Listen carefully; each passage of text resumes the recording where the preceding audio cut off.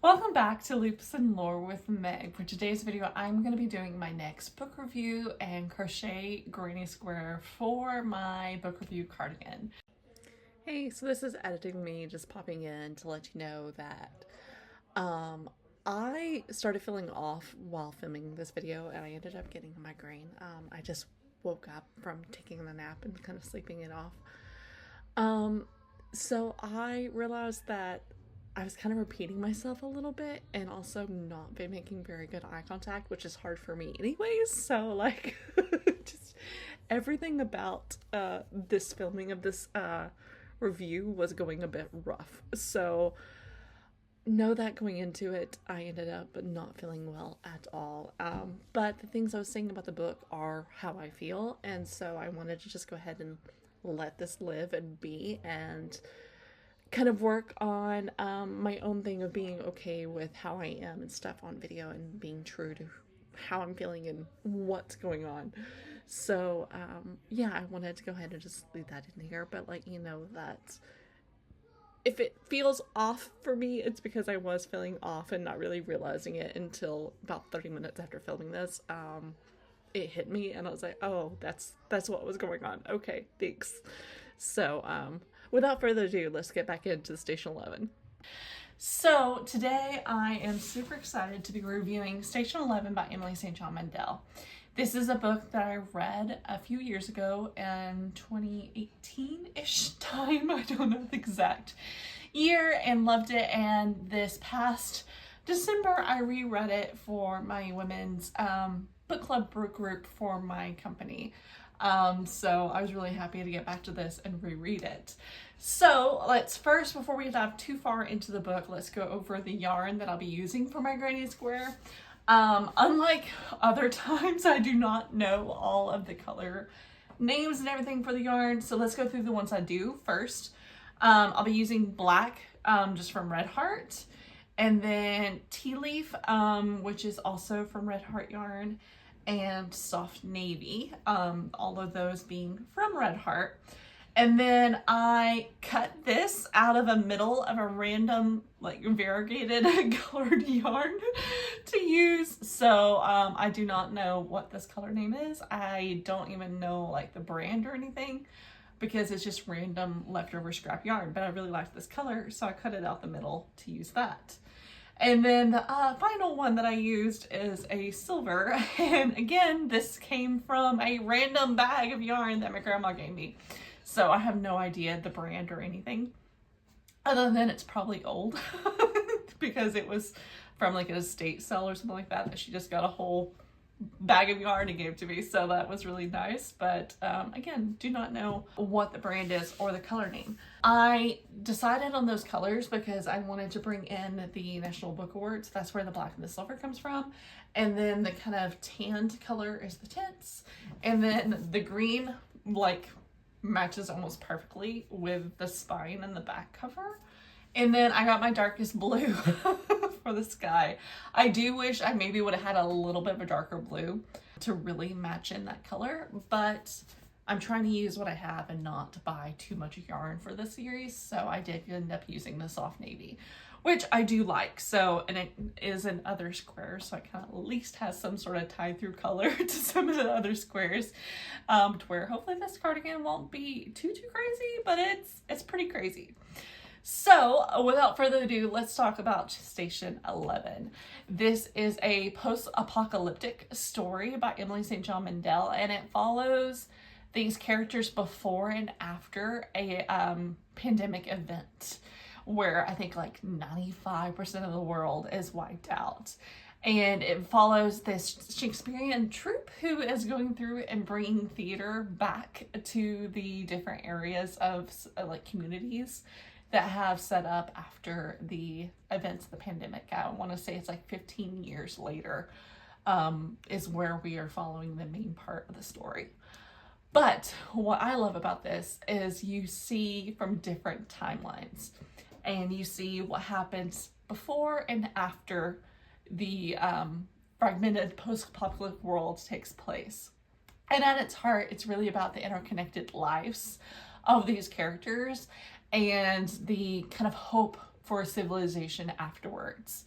So it definitely has these really poignant metaphors for survival and what relationships and connections do for us, and the importance of art and storytelling. So it's fantastic. I'll just say that for now. But I wanted to dig a little bit deeper into some of the themes of this book, because I think that's where this book really, really shines.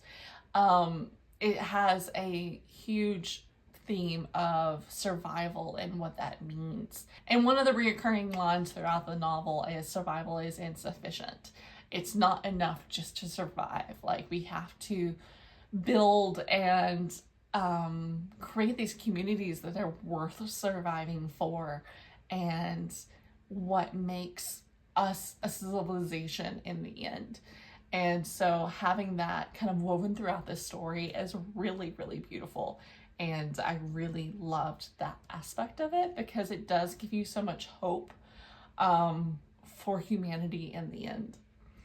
And then another part that is really, really great is the interconnection between the before, the after, and the characters within it. It really dives into how our lives are interconnected in ways that we don't quite understand, and how beautiful that connection can be across time and space. And I think it's whether you're following the traveling troupe and their relationships within it, but also this interconnection to the past through this graphic novel that the main character has, and how that really connects the before and the after. It beautifully illustrates the threads of connecting people across time and space. Another huge theme is the fragility of civilization, and how quickly what we think is so strong can fall, and how we can take for granted some of the things that are in place. Grocery stores and the ease of just being able to go get food and not have to hunt and forage and farm your own food, which is, something that most people do not have to think about, but suddenly the world of these characters do. And just, it really hits home, especially like reading it before 2020 and then hence after. It definitely has a different feel when you read it across those two timelines, because one, you're reading it like, oh, yeah, this could happen, but and then it's like after 2020, you're like, oh, it could really happen. So it definitely hits hard in that sense. And then the last thing is like art as a legacy. Shakespeare is such a huge thread within this, but also there is a custom graphic novel, and just the thrill of acting and providing art for the different communities that they're in, whether it's singing and music and all this different stuff. It just goes to show the importance that can have, and why it still needs to have the prevalence that it does. Because even in a broken world, creativity needs to persist and unite those around us. If we think about music and how much that can connect people, both emotionally, but also just like creatively, and through art and books and everything like that, just is something that we need. And I really loved how this book helped to portray that. Now for some common critiques of this book. So the first one is that quite a few people don't like the fragmented timelines. I personally loved it. It is one of my favorite things, but I know that for some, the nonlinear storytelling and the frequent time jumps can be jarring and kind of take you out of some of the different stories that you're involved in, and understanding that maybe there's certain areas that you're more interested in than others, and so jumping out of it kind of pulls you out of the book. For me, it kept me intrigued and interested. So if that's something that you don't like, that might be something that you particularly don't like about this.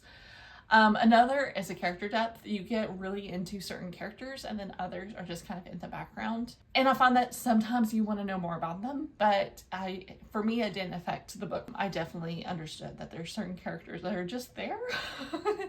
And even if they have a pretty main part, I felt like you got enough of their background and depth to be okay with that. But I know that I've seen some criticisms about wanting to have more depth to those characters. And then the last critique that I've seen quite a bit is the pacing variation. It can go from very high-paced, like action-packed, to the slower, like focus of the beautiful tone in writing.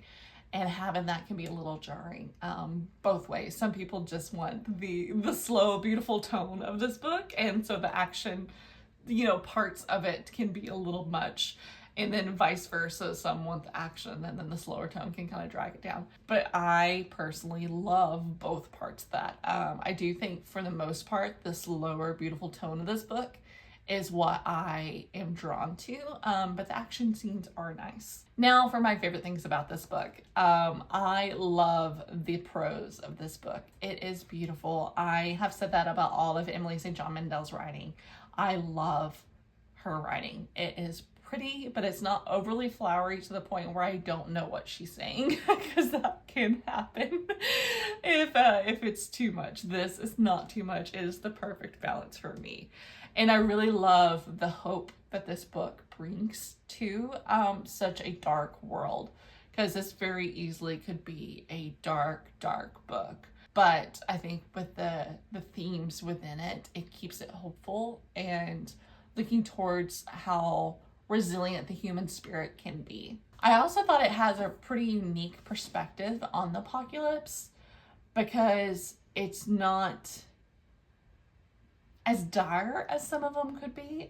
It has its moments where it's scary and heartbreaking, but it doesn't focus on that. And I think that's what makes this so different for me, is it doesn't focus on the harsh realities of the world. It focuses on people bringing light to that reality. And so I think that makes a pretty cool twist on the kind of dystopian world that this definitely could be, versus the more light and literary book that it is. It's really, really nice in that spot. I don't know, I feel like I'm saying that a lot, but it is just the amount of hope within this just really is nice. It feels good to read it, even when dark things are happening. So with that being said, this is my final crochet square to go along with it. I hope that you like it. It is one of my favorites so far, just because I feel like it really ties into the book.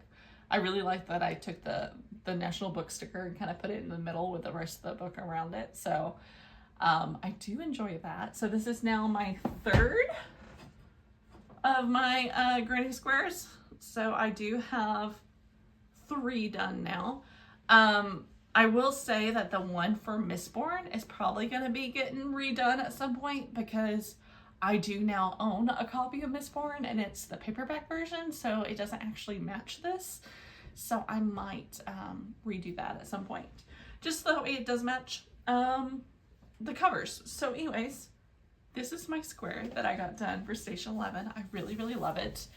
I think at the end of the day, Station 11 is a quiet and reflective novel, and that lingers with you even after you finish it. Like even after I finished it in 2018, like it's something that I would think about, and it really stuck with me, especially the feelings of how fresh and hopeful that it is. It's